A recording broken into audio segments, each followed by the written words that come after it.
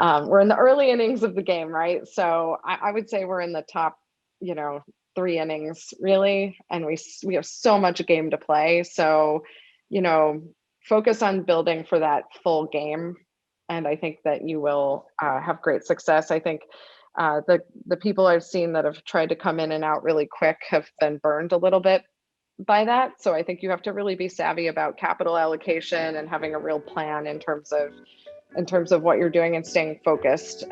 It's easy in this industry to have, you know, shiny objects attracting you in all directions, but I think it's really good to stay focused on the core aspects of the business.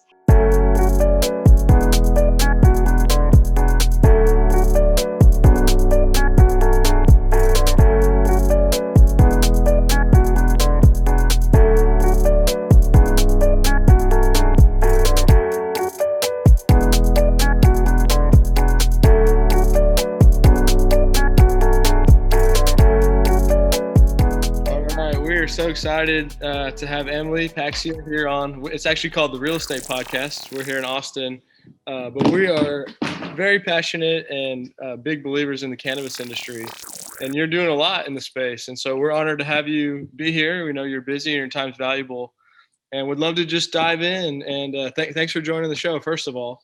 And would love to kind of hear about your background. I know you're making some big moves recently with some massive investments, and you're running a big cannabis fund. But we'd like to hear a little bit about your background and how you got to where you are today, if that's cool.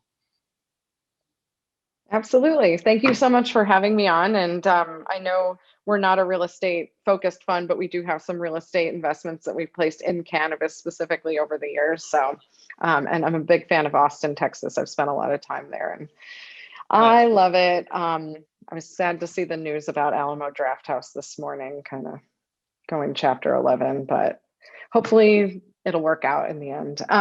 Anyway, my name is Emily Paxhia. I'm co-founder and managing partner of Poseidon. We've been investing entirely focused on the cannabis industry since January of 2014. Our first fund was, I would characterize as more an opportunity fund, and it was very flexible structure because we had public investing opportunities as well as private in that structure. And we launched it in January of 2014, right when Colorado opened its adult use doors. We'd been monitoring the sector for about 2 years before that, putting our fund together and really thinking about the different aspects of the industry that we would want to invest in and also the different geographies. That fund's been running great. We're at a 40% net CAGR on that fund, over 1,000% net time-weighted return net of fees. That it's doing exactly what we'd hoped it would do, which is providing outsized returns. And we've already returned roughly half of invested capital to investors, and we're continuing to reinvest as we go, but we'll be doing more distributions this year as we get exits. The second fund was a pure venture private focused fund on Series A or later stage companies. It's about 80% deployed. We have a couple of opportunities in the pipeline, and so we should be done with that before second half of this year, 2021, which we're really excited about. And can you still, are my AirPods still working? Okay, great. Okay, I just always have to check because technology is not my friend in this pandemic. The second thing, and then we've got 7 syndicated SPVs, direct investment vehicles that we run alongside the funds. So we allow our investors to have access to going direct into deals that we're doing in the funds. And it's nice, our investors really like that. So very excited about that. And now we are right now launching our third fund, which is a seed stage fund, a post-seed stage, I should say. So pretty early stage, but having demonstrated some traction, some metrics, depending on the type of company. And it's going to be, again, across the entire industry. And so it's pretty great. Our firm touches Canada, US, Latin America, and Europe with all of our investments. And it's a lot of work, but we love it. So you're making some waves. So do you guys invest in private and public companies? Mm-hmm. Yeah, we invest across the entire capital spectrum. So we've got everything from private preferred equity or even some short-term senior secured notes all the way through to common equity in the public markets. And am I correct that you guys just did a massive deal with Green Thumb? That was yeah, no, we did not. I wish we did that. No, we were early investors in Green Thumb. Okay. Big time fans of that company. We were investors back when there were about 30 people in the company, and it wasn't even yet a consolidated MSO. At the time, the phrase MSO didn't even exist. So we've been longtime investors in that, have invested multiple times, have done different structures with them.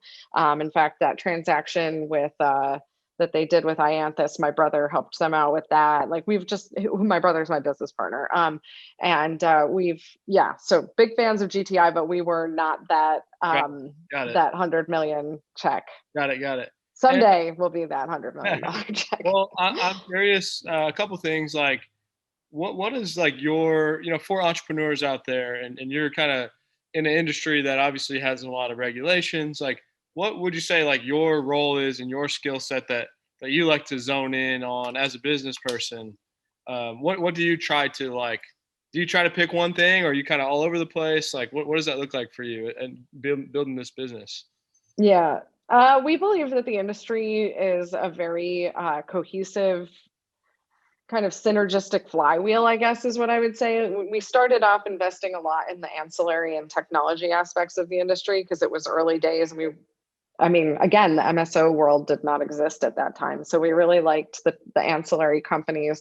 But then we started lending to some of the operating entities, vertically integrated operators, and saw that there was actually really healthy cash flows available in those businesses if they could service debt at the rates that, a lot of the lending was going at, which was anywhere from 15 to 20%, because it was pretty high risk. The banks weren't doing it. So only people standing there underwriting to that was private firms like ours.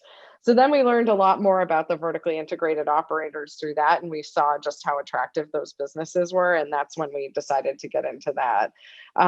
We've been very focused on the regulatory implications to our investments. So for example, we were really early in Canada because it was federally legal there. So it's a really important thing to consider how those regulations kind of create opportunities for entry points, but also opportunities for exits. Like now we invested through the Ceres SPAC into Parallel, which is Bo Wrigley's, he's the CEO of that MSO, and they have exposure in Texas. And Texas is a state we've been watching. I actually had visited the state house at one point and met with regulators there back when we were allowed to travel more freely.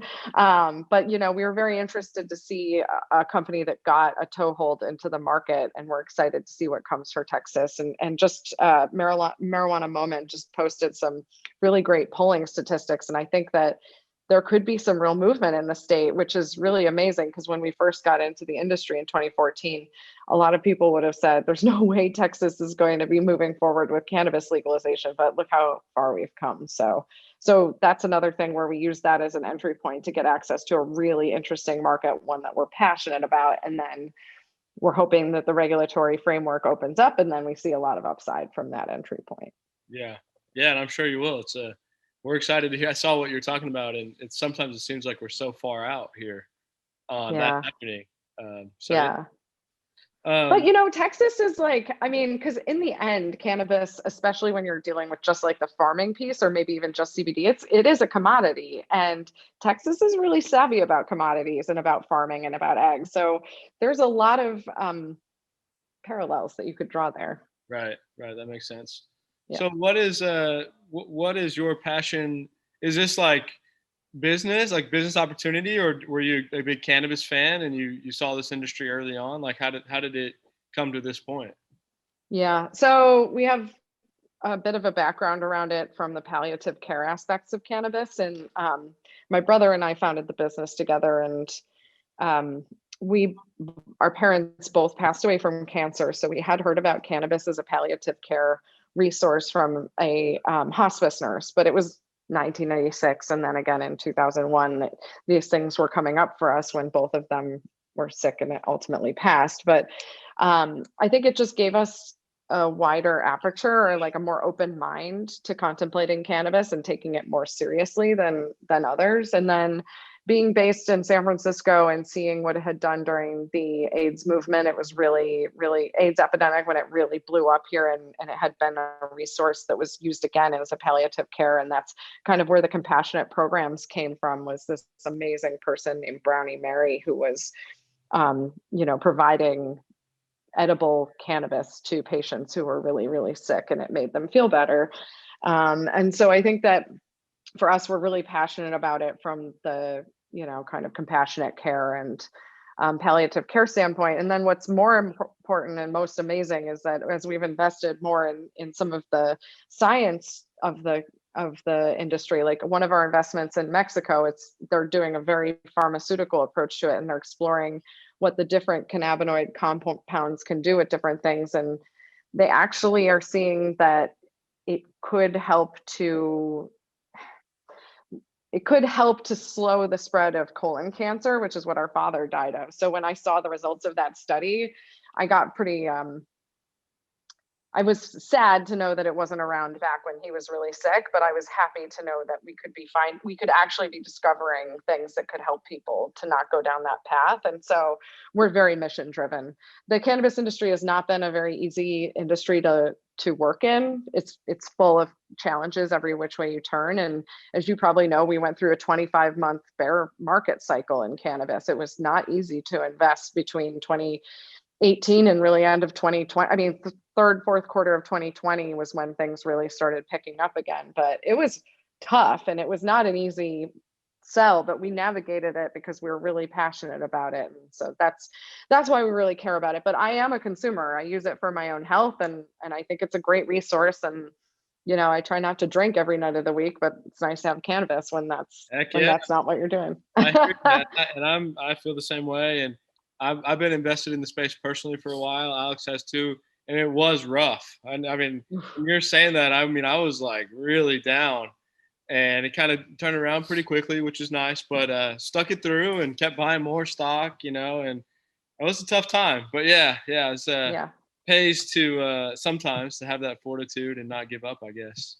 Yeah, I mean, if you're doing the diligence and you see the fundamentals, like I think that's why everyone's so excited about the MSOs, because that fundamentals are delivering on many of them, not all of them, but many of them. So yeah, buy the dip. If you think the company is a strong company and that they're going to come through to the other side, buy the dip, right? Yeah, and I'm sure you see this because I've personally, just as an individual investor, like met with private companies and looked at the public companies, and it's the Wild West. I mean, everybody has got this new strain or the CBD that's never been touched, and it's just some random guy, and you got to be careful.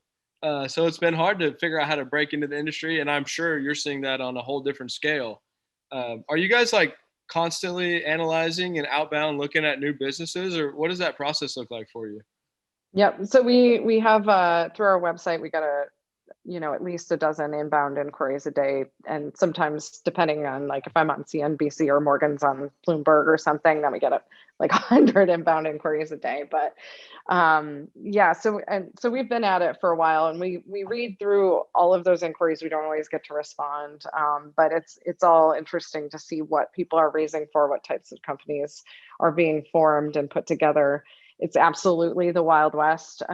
We've had we call it boots on the ground approach, where we believed strongly in going to the markets, visiting the companies, visiting the teams. That did slow down our allocation of capital a little bit during COVID, because it is really, you have to see what's going on with these businesses. And we have not invested in companies because we went and visited them and saw that it wasn't what was being said. And some of them were public companies, frankly, too, by the way. But I think that's been a big part of our process, and it's informed a lot of our decision making. It's helped us to sidestep making allocations that would have not worked out for us. So I think that was a big thing, and I can't wait to get back into hitting the road again more, because it will definitely help us to speed up our allocation process again, I think. So, I have a personal question, I guess, where like when I'm doing investments, like on the real estate side, if we're going to loan someone money, we could get the house as the asset. And so it takes away a lot of the risk. How do you do that with cannabis?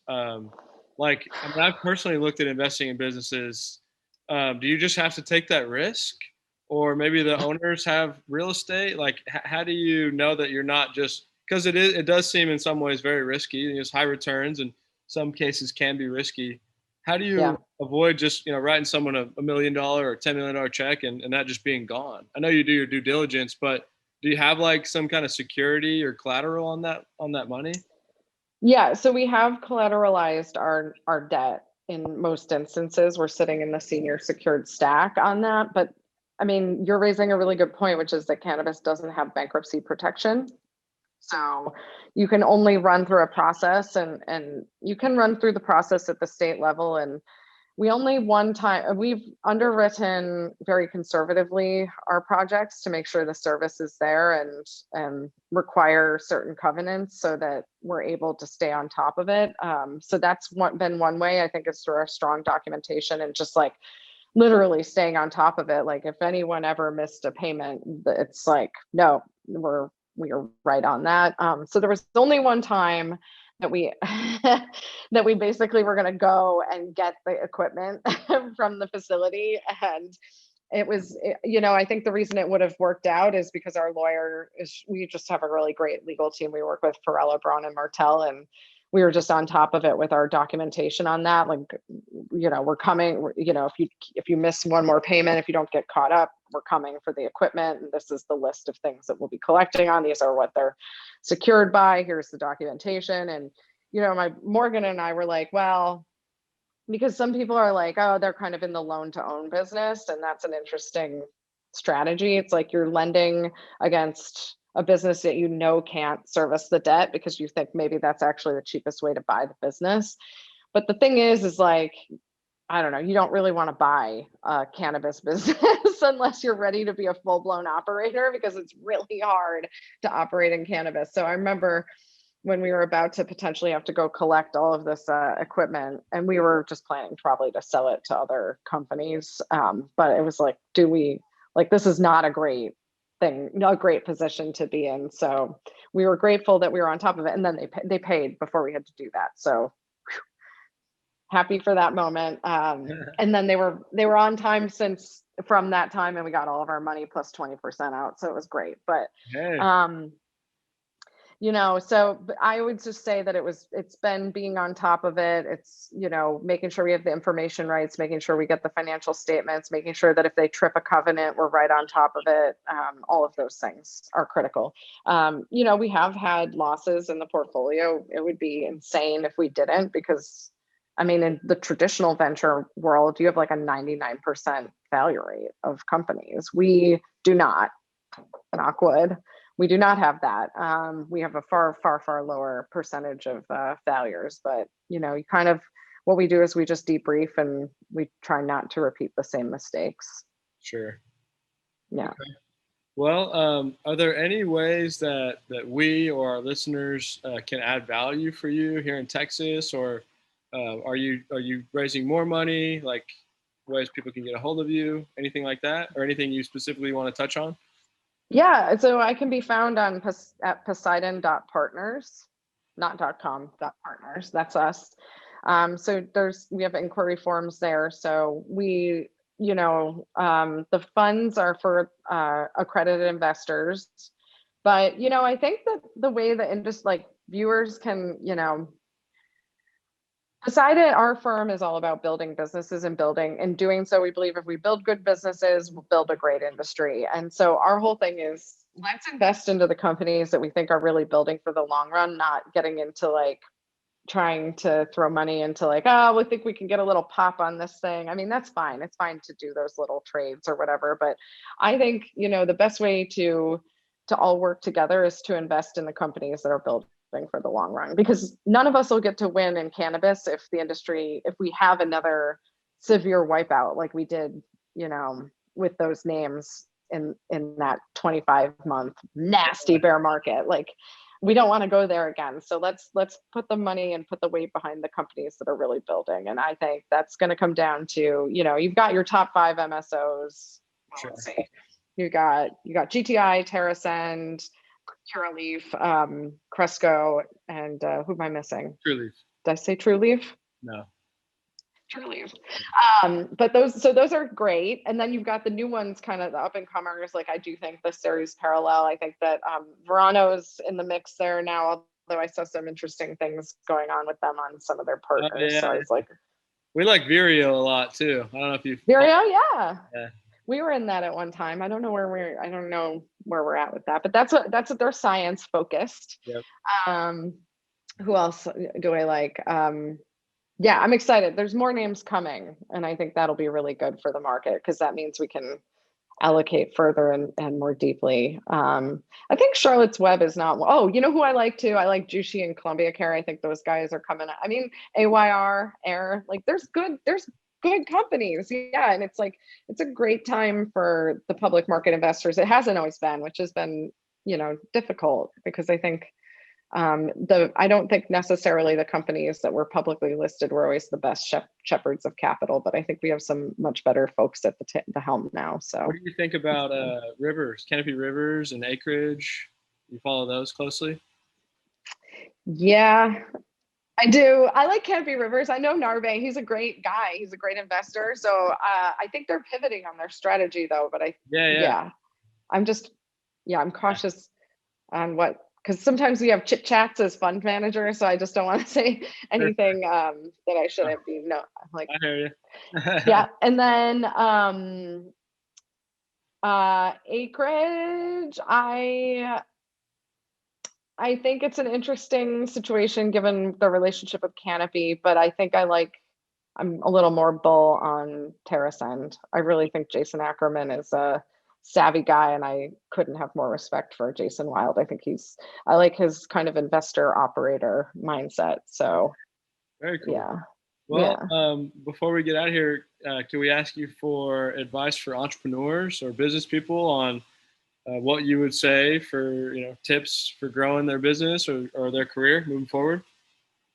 Yeah, I think in this industry, it's a lot of people feel like we're sprinting all the time, and we are, but I think that we're just in early innings on this. I know you have a baseball hat on, so we're in the early innings of the game, right? So I would say we're in the top, 3 innings really, and we have so much game to play. So, focus on building for that full game, and I think that you will have great success. I think the people I've seen that have tried to come in and out really quick have been burned a little bit by that. So I think you have to really be savvy about capital allocation and having a real plan in terms of what you're doing and staying focused.